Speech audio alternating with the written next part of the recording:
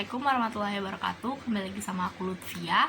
Di video kali ini aku akan membahas tentang teori perilaku konsumen. Daripada lama-lama, langsung kita mulai aja yuk. Nah, pada tahun 2019, Kotler dan Kohler menjelaskan perilaku konsumen adalah studi tentang bagaimana individu, kelompok, dan organisasi memilih, membeli, menggunakan, dan bagaimana barang, jasa, ide, atau pengalaman untuk memuaskan kebutuhan dan keinginan mereka.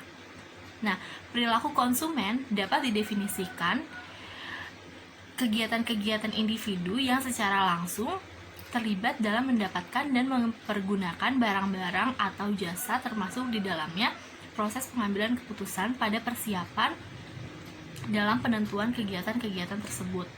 Nah, perilaku konsumen memiliki kepentingan khusus bagi orang yang dengan berbagai alasan berhasrat untuk mempengaruhi atau mengubah perilaku tersebut, termasuk orang yang berkepentingan utamanya adalah pemasaran.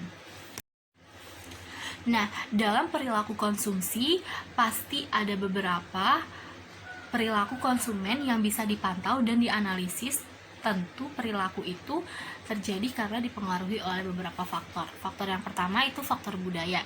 Faktor budaya dibagi menjadi 3. Budaya adalah faktor dasar yang paling menentukan dari keinginan dan perilaku individu. Perilaku individu dapat dipengaruhi dari lingkungan, keluarga, dan institusi lainnya. Yang kedua, subbudaya. Nah, subbudaya merupakan lingkungan yang lebih kecil yang memberikan identifikasi dan sosialisasi secara lebih spesifik untuk partisipan dan subbudaya. Dalam subbudaya. Nah, yang ketiga adalah kelas sosial. Kelas sosial merupakan lingkungan yang memiliki tingkat cenderung setara dan bertahan lama dalam suatu masyarakat yang saling berbagi nilai, minat, dan perilaku yang sama. Yang kedua, ini ada faktor sosial. Faktor sosial dibagi menjadi 3. Yang pertama, kelompok referensi. Nah, kelompok referensi merupakan keseluruhan kelompok yang mempengaruhi secara langsung atau tidak langsung terhadap sikap dan perilaku seseorang. Nah, kelompok referensi terdiri dari kelompok primer, kelompok sekunder, kelompok aspirasi, dan kelompok disosiatif. Nah, selanjutnya ini ada kelompok keluarga. Nah, kelompok keluarga merupakan lingkungan yang paling berperan penting dalam sebuah masyarakat serta mempresentasikan kelompok referensi yang utama dan paling berpengaruh dalam kehidupan pembeli. Yang ketiga ada peran dan status. Seseorang ikut berperan serta dalam kelompok, klub, dan organisasi yang dapat menjadi pusat informasi penting dan membantu mendefinisikan posisi seseorang berdasarkan peran dan status dalam kelompok tersebut. Nah, peran merupakan kegiatan yang di lingkungan seseorang, yang dilakukan seseorang dan setiap peran menyandang status. Yang ketiga ini ada faktor pribadi yang dibagi menjadi 4. Yang pertama, usia dan tahap siklus hidup. Usia dan tahap siklus hidup berpengaruh terhadap selera dalam pemenuhan kebutuhan sehari-hari dari setiap individu. Orang dewasa telah melewati perjalanan hidup yang berubah setiap masanya. Hal ini tentu akan memunculkan kebutuhan baru seperti kebutuhan jasa perbankan, pengacara, dan konsultan pernikahan. Yang kedua, ini ada pekerjaan dan keadaan ekonomi.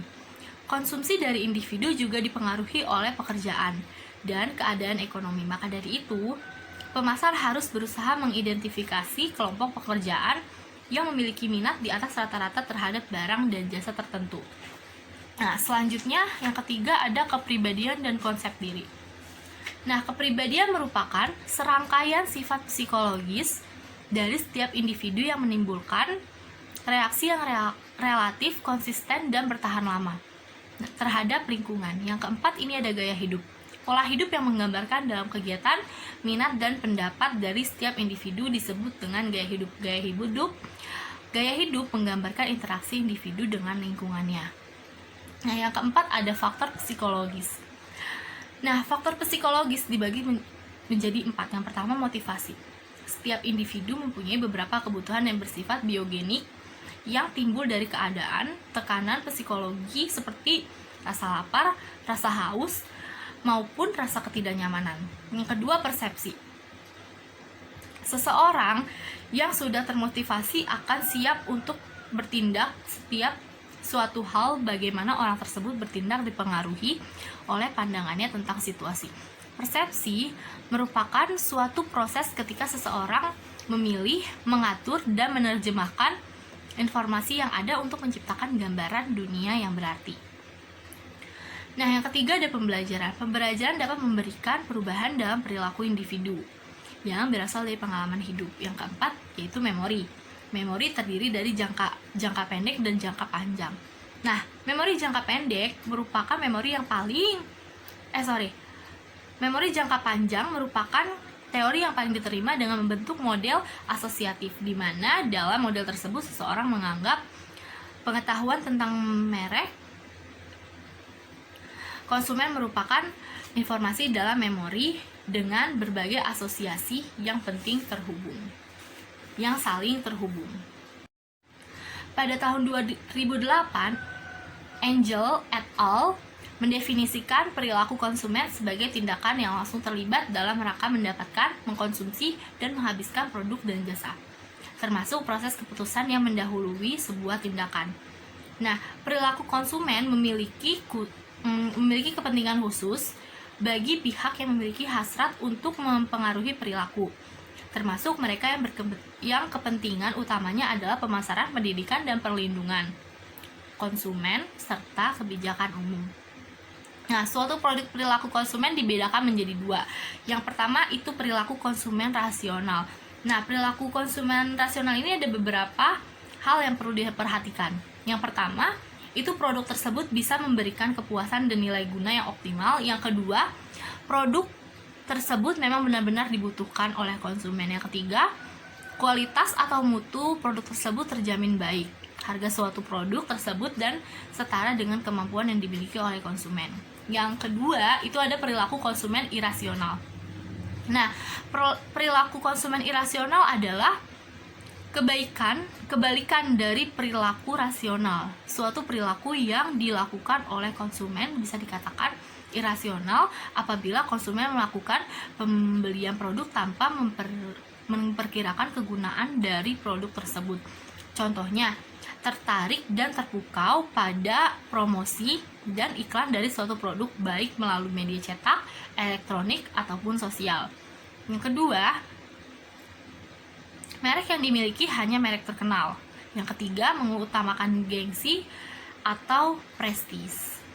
Di sini terdapat dua teori pendekatan perilaku konsumen, yaitu pendekatan kardinal dan pendekatan ordinal. Nah, perilaku konsumen ini sangat didasari dengan motivasi dan kebutuhan konsumen itu sendiri. Nah, kita akan membahas satu-satu. Pendekatan marginal, utility atau kardinal. Kepuasan konsumen dari mengkonsumsi barang dapat dinyatakan secara kuantitatif, sehingga konsumen berusaha memaksimumkan kepuasannya. Nah, sedangkan pendekatan indifference curve atau ordinal itu kepuasan konsumen dari mengkonsumsi barang tidak dapat dinyatakan secara kuantitatif, sehingga perilaku konsumen dalam memilih barang yang akan memaksimumkan kepuasan ditunjukkan dalam kurva kepuasan sama. Nah, dalam perilaku konsumen menjelaskan bagaimana seseorang dengan pendapatan yang diperolehnya dapat membeli berbagai barang dan jasa sehingga tercapai kepuasan tertentu sesuai dengan apa yang diharapkan. Nah, mungkin segitu aja yang dapat saya sampaikan tentang teori perilaku konsumen. Kurang lebihnya mohon maaf. Wassalamualaikum warahmatullahi wabarakatuh.